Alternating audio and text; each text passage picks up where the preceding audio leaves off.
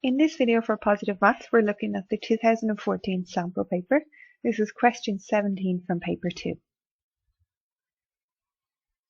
In the right angle triangle shown in the diagram, one of the acute angles is 4 times as large as the other acute angle. So part 1 wants us to find the measures of the 2 acute angles in the triangle. So I'm just going to go back and highlight some key information. So it's 2 acute angles. One is 4 times as large as the other. So if I don't know either of them, I'm going to let one angle be equal to x and the other angle be equal to 4x.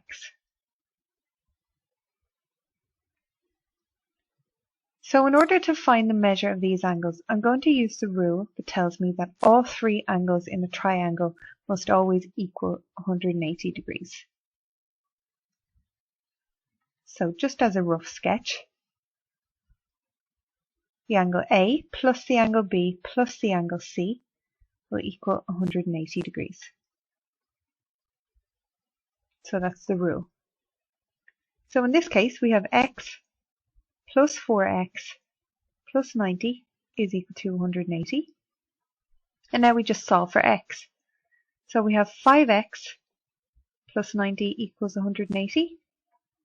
So 5x is equal 180 minus 90, which will give us 90. So therefore x is equal to 90 divided by 5. So x is equal to 18. So therefore one of our angles is 18 degrees. The other one is going to be 18 multiplied by 4. So that will give us 72. And again we can check 18 plus 72 plus 90 degrees will give us 180. Part 2. The triangle in part 1 is placed on the coordinate diagram. The base is parallel to the x-axis. They want us to find the slope of the line L that contains the hypotenuse of the triangle. Give your answer correct to 3 decimal places. So again, I'm just underlining key information. And I don't want to forget at the end that it has to be 3 decimal places, so that's why I'm underlining that. So I'm going to fill in here the angles that we found before. So we have 18 degrees, 72 degrees, and then our right angle. So we need to find the slope of L. So we're going to recall that the slope of a line is equal to the rise over the run. Now, the problem is here is that we don't know what the rise is and we don't know what the run is. The only information we have is related to the angles.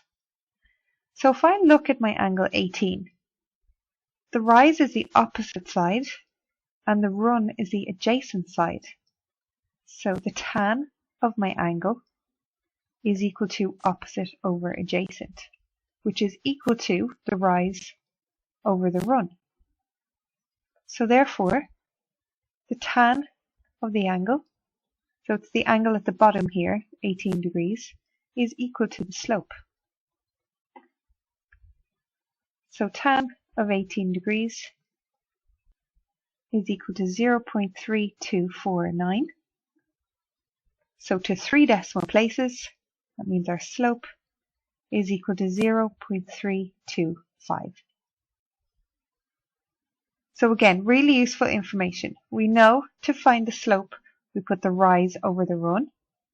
If we don't have the measure of the sides and we do have the angles, then we need to recall that we can find the slope using the tan of the angle that's made with the line that's parallel to the x-axis. So we're using that angle of 18 degrees, not 72, again because it's the rise over the run, so opposite over adjacent. For more information, visit PositiveMaths.ie, email us at info@PositiveMaths.ie, and follow us on Facebook and Twitter. Thanks for watching.